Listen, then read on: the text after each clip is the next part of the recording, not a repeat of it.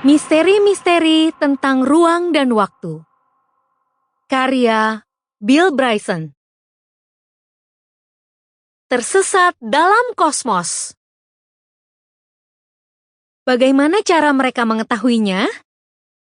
Ini buku tentang bagaimana itu terjadi.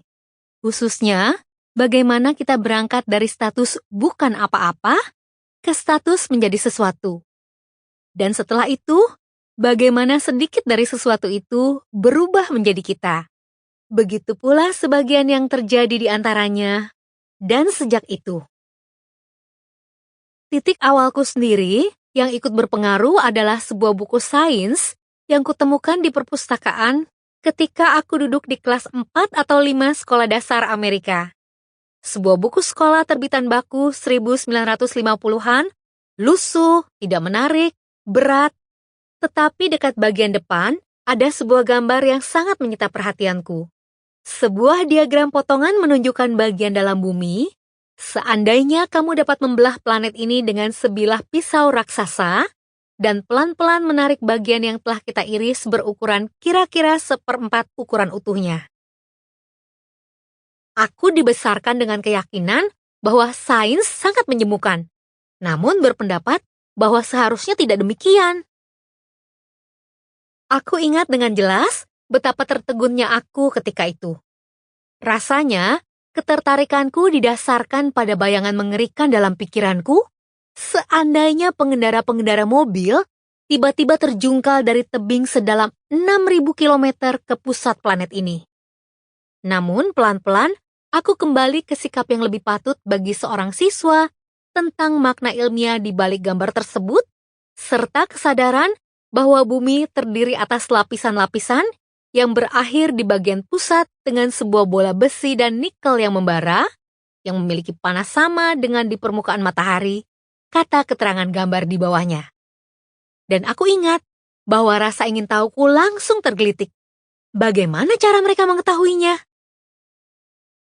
Itu sebuah keajaiban. Aku tidak meragukan kebenaran informasi itu sedikitpun. Aku masih cenderung mempercayai yang dikatakan oleh para ilmuwan, seperti kepercayaanku kepada dokter bedah dan tukang pipa.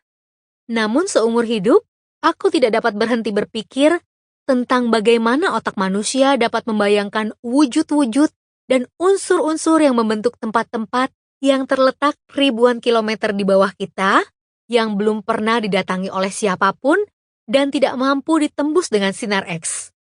Bagiku ketika itu cuma sebuah keajaiban. Bagaimana dan mengapa? Karena penasaran, aku membawa buku itu pulang, dan malam itu aku membukanya di meja makan sebelum santap malam. Sebuah aksi dengan harapan, ibuku tergerak untuk memegang dahiku dan menanyakan, apakah aku baik-baik saja? Dan dari halaman pertama, aku mulai membaca. Dan inilah yang kudapatkan.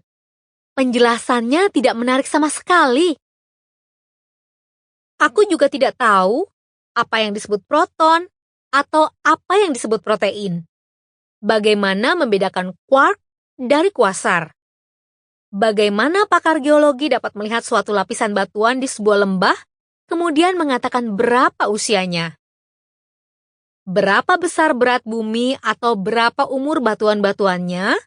Atau apa yang sesungguhnya ada di bagian tengah sana? Bagaimana dan kapan jagat raya dimulai? Dan bagaimana rupanya ketika jagat raya baru mulai? Apa yang terjadi dalam sebuah atom? Mengapa ilmuwan masih belum dapat meramalkan gempa bumi atau bahkan cuaca? Aku senang memberitahumu bahwa sampai penghujung 1970-an, para ilmuwan juga belum mengetahui jawaban pertanyaan-pertanyaan tersebut. Mereka cuma tidak mengaku bahwa mereka belum mengetahuinya. Yang terutama, keterangan di situ tidak menjawab satupun pertanyaan-pertanyaan yang muncul ketika orang melihat gambarnya.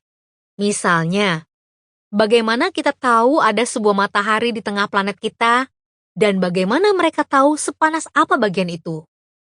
Dan seandainya di bawah sana begitu membara, Sample complete. Ready to continue?